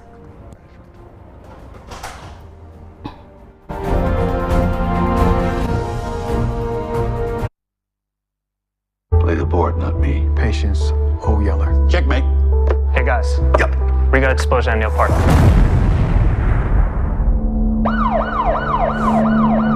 Bad day to go to the park, I guess. That's a custom job. I don't think this is the end game. We save you IT. How can I help? My internet has passed away. Let's see if we can't bring that back to life. Time is my enemy. Stay seated. What the hell is this? You will die today unless you do exactly as you're told. It's military. Pressure sensitive. 2 floors up, bankers, hedge fund crooks. I want you to rob them. Do I have your attention now, Orlando? Or should I call you Red Knight? That was your hacker handle, wasn't it? I've been out of the game a long time now. I want to own the owners. You want their servers? You're crazy. If I get caught, I'm facing 20. Time for the confession. My name is Orlando Fryer. I am the person responsible for the bombing in the park and Hudson Towers. You got a family? Won't be the first psycho with kids. I just want to weigh our options before we orphan his baby. It's about to get a whole lot hotter. Why do you care about his family? I don't, other than a hacker. Well, that's hot seat there. Now, if you're a man or a woman who enjoys yourself, anything to do with abductions, anything to do with, online fraud, if you love watching movies that, of course, have storylines along that, this is one you need to look out for. Hot Seat, a 2022 production. Well, it's a movie that is trying to be embraced by people, because I will tell you that IMDb is giving it about 49% in the rating, but hopefully it will catch up. But away from that, we'll move on to Wakanda. Now, Wakanda, this is one of the most anticipated movies after what happened in 2018, after the great success where we did have the lead star Chadwick Boseman, the late. Now, a sequel was expected back as soon as possible, but of course in 2022 we were all saddened, especially the fans of the comic and also Marvel Productions, after the lead star, that is Chadwick Boseman, lost his life. And that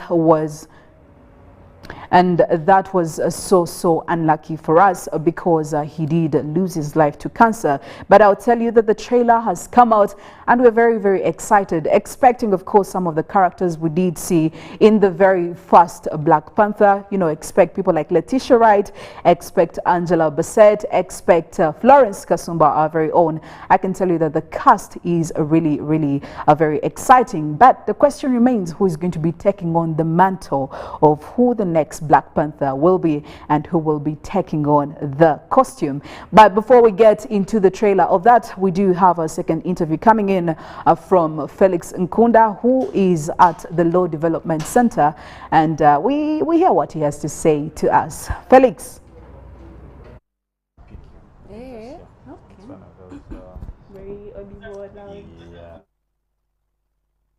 Well, good morning once again, and thank you so much for keeping it with Good Morning Uganda. Now, Friday, as I said earlier, is one of those days that does come with a little bit of pomp, and the pomp today is definitely throwing us at LDC, the center where we do have the graduation for guys who have been doing the bar course. Now, As I said earlier, sometimes being the best is a process, and definitely because of that process, we want to bring to you among the best is this beautiful lady here. Hi, how are you? I'm okay. How are you? It's good to see you. Good to see you too. Congratulations. Thank you. Thank you. And kindly tell beautiful viewers out there your name and where you're from. You can also say your parents' names. You're allowed because you are among the best. So my name is Daniela Kanani. I come from my village. Well, look at the village people are watching. Okay. They want to know their daughter who was the best. Yes, I come from the east, Busia to be precise. And yes, I'm a daughter of Mr. Odanga David and Hilda Kibisu. So now the family is sure that indeed you are the best. It's not. They should be here though. Not yet. They're coming later. Okay. Yes. So you are among the best. Yes, if I not was. The best. You are the second best. I was the second. Yes. Yeah. How was it? I must say I didn't expect to be the best. I was honestly just doing your best. Doing my best. Yeah, and then I think God just surprised me and did over and above. Lovely. How was it? It was difficult. It was really difficult, considering our first term was online. Yeah. And then I had to go to Mbarara because I was in the first intake.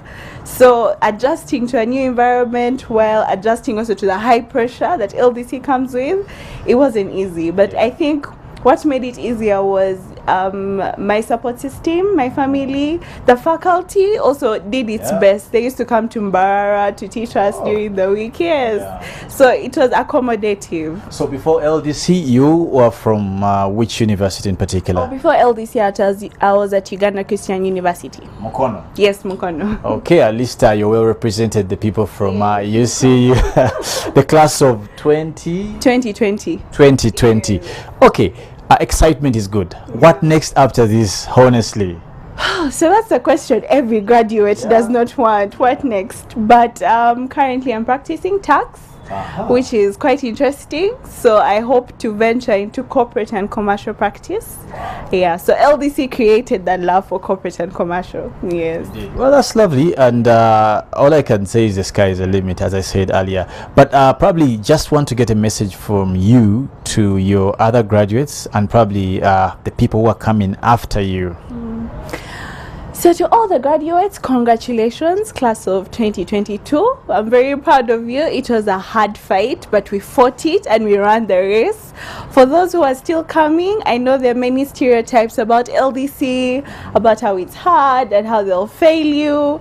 But if you honestly do your best, do those notes, be organized, prepare. Prepare is what I can sing. Prepare, prepare, prepare. Wow. If you do that, you'll definitely excel over and above. Well, I want to let you run to your event. Clearly, I see many people are walking in already, and since you're among the best, you don't take your front chair.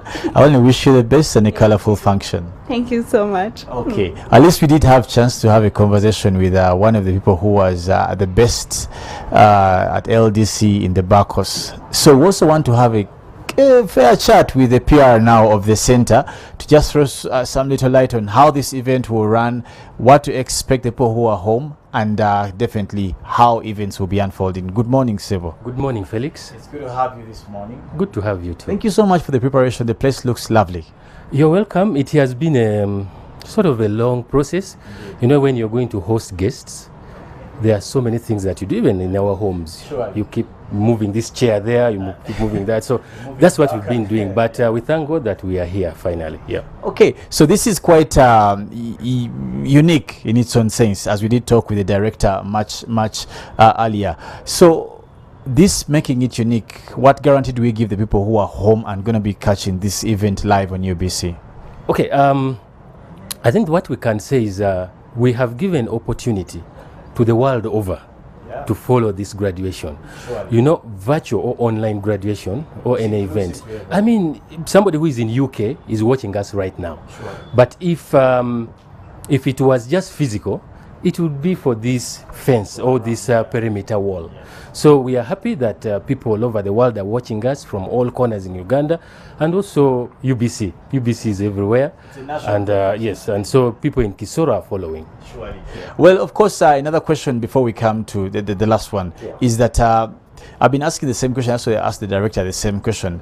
What does this say about LDC? And mostly, you being the PR, we have been having allegations of diluting the course, by entry and what, like, and now it's going to be the same as any other, study and all that. What's your true sentiment, as definitely the people who are in charge with public relations, in relation to how has the center maintained the grip on the crust of legal practice? Okay, I think what I can say is this, that LDC is mandated to ensure that we contribute to the justice system of the country. Now, I mean, we shouldn't bend the standards. We are not ready to bend the standards. If we are supposed to have a clear and a just system in the country, then it has to be watertight. The process has to be watertight, and that's why our catchword there is a tradition of legal excellence. And maybe, Felix, for your own information, many people think that LDC was established only for the backwards. But the framers of the Constitution in 1970, if you look at the Hansard, in that discussion in Parliament, when the bill was being discussed, the purpose of LDC was to ensure that everybody at least has knowledge about the law. You see our LCs. LCs are the ones who take part in writing agreements, land agreements. Exactly, they are mediators. So they need to know that, and that's why LDC has even these other certificates of administrative officers. We even train the police. There's diploma. So even when you are not a legal practitioner, you're free to come here, and then you study, you know the law, and then you join us in the tradition of legal excellence. Okay. Yes. Well, of course, as he did say it, quite clear. Maybe just the last question in relation to LDC, and what's the, I would want to get the message out there for the people in terms of, this place has been known as a, I remember one time, the Mavike one time said that he has done law. He has studied law, and I think many scholars attribute to the same, but there's no place like LDC in terms of scrutiny and the law and how fine-tuning and all this. What would be the message to the practitioners? The doctor did say about ethics, but there are many challenges in the field, mostly with the practitioners, and definitely they represent what happens here. What is that one message you want to give people who are you're churning out today on how to represent this place? Okay. The quality of lecturers whom we have here are top-notch. Some of them are actually judicial officers. They are magistrates. We have professional advisors, people who are trained to bring out quality. So for us, I think my message to the graduates is to not to shame us. Make sure that you are representing LDC. Education, of course, today is not a necessity, and it's not a luxury anymore. It is a necessity. So guard it jealously. Your name is much, much better than anything else. Yes. So we don't want, like the director said, we don't want to see you in corruption cases, in scandals. We've trained you here to be lawyers of integrity. Wow. Thank you so much, Pure Law Development Center, and definitely we want to also assure our viewers out there that this is going to be broadcasted on UBC, and I think the functions are just getting started already.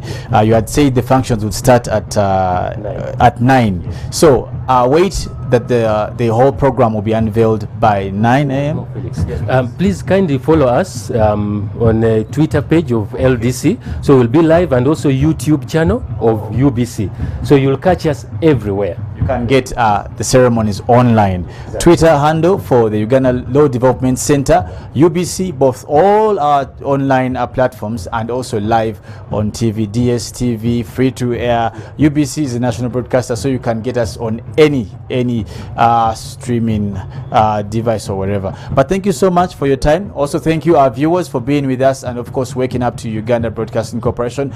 Good Morning Uganda in particular also does continue, and I'll be taking you back to studio with Philo, Robert, Ruben. Have yourselves a lovely morning, and again, don't tire to remind you that be able to follow the Law Development Center graduation today on UBC, as all events will be called live. Good morning. Thank you so much, Felix, for that update. And I can tell that the mood is really high after, of course, seeing the first graduate. It's not easy when you get to this level and you finally beat the last bit. So I can tell that the excitement over there at LDC is actually really high. And once again, congratulations to all the graduates coming out of this LDC. Well, we move on with our plan for Friday, and of course giving you quite a whole lot of options from which you can choose to, you know, engage yourself in this Friday. And we were still talking about the movies, and I was talking about Black Panther. And again, I know that this is one of the movies that has been highly anticipated for by Ugandans and all the Marvel fans out there.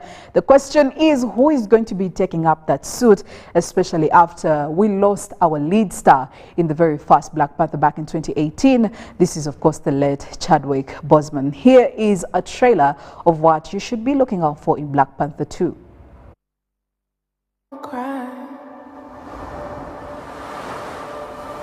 No woman, no cry. Hey, little darling, don't shed no tear. No woman, no cry. Good friends we have, and good friends we've lost along the way. In this great future, you can't forget your past. So dry your tears, I say.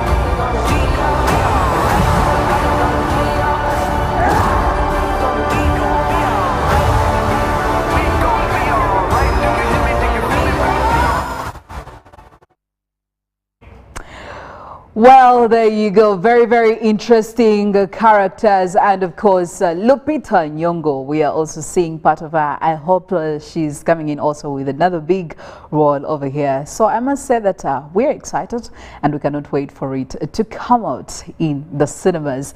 Well, moving into another one, She-Hulk. This is, of course, Attorney at Law.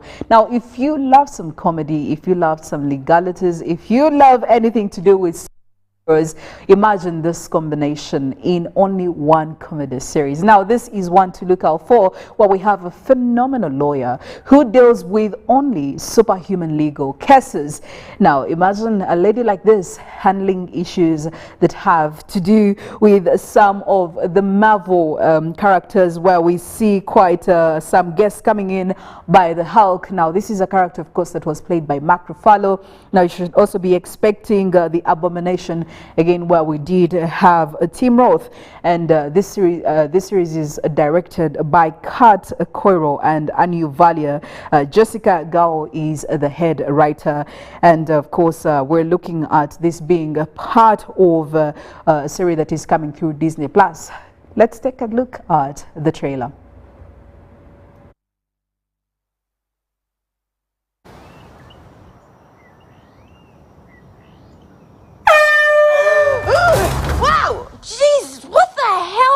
Still in control, no overwhelming feelings of rage. No! A normal amount of rage! You do revert back to Gen form when you sleep. Was the air horn really necessary? For comedy, absolutely.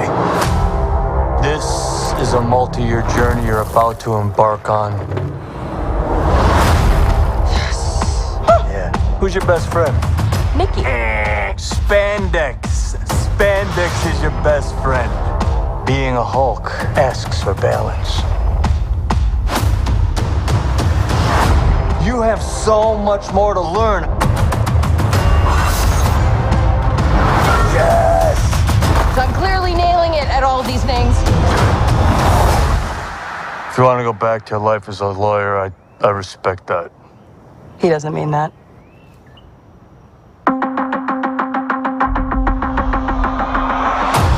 More and more eccentric superhumans are coming out of the woodwork. We're going to launch a division for them, and I want the She-Hulk to be the face of it. Jennifer Waters. Namaste. I have a serious conflict of interest. This man tried to kill my cousin, Bruce. Yeah, that's quite all right. Oh. People only care because I'm representing Emil Blonsky. I think they care because they're like, hey, that girl's great. Jen, do your thing. God, I really like this outfit.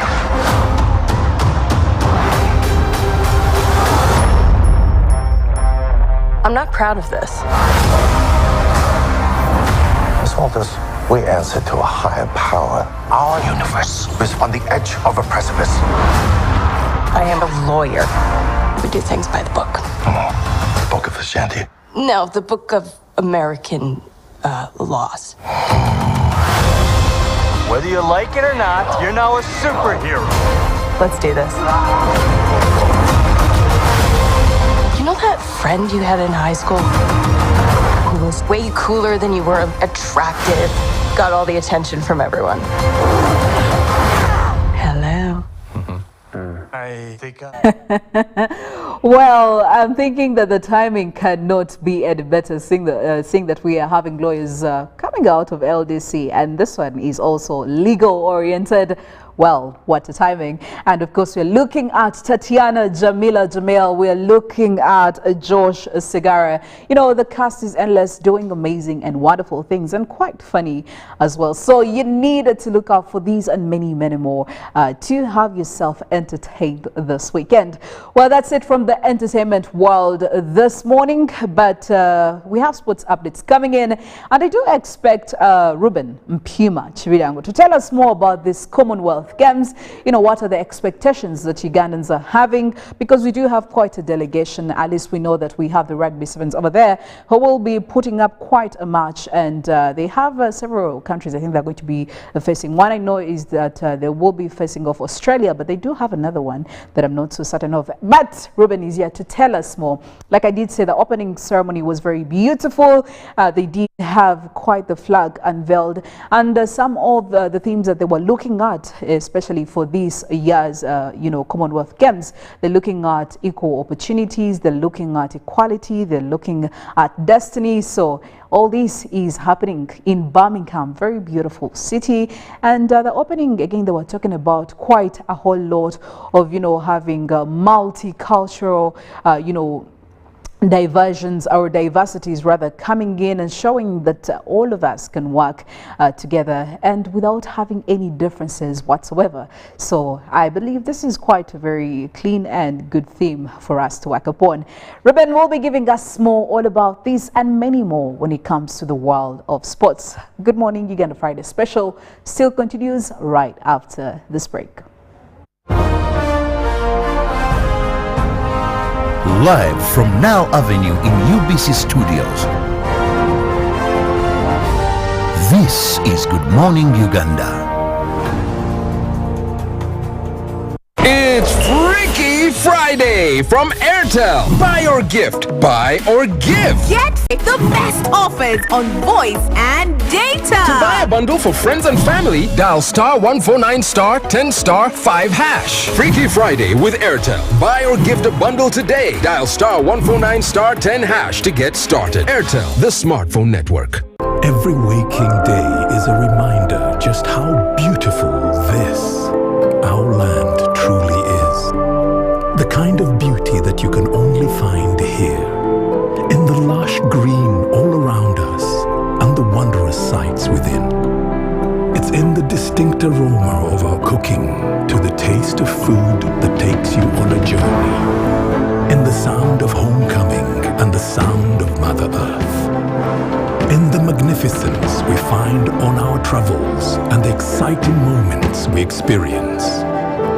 Ours is the kind of beauty that comes in all things big and small.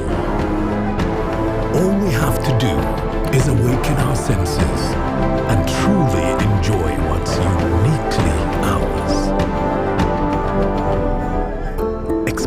Uganda, the pearl of Africa.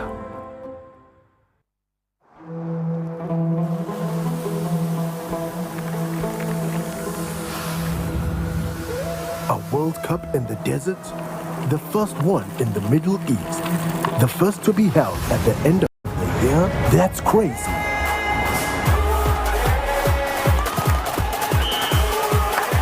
Get ready for spectacular moves, high-flying saves, unbelievable goals,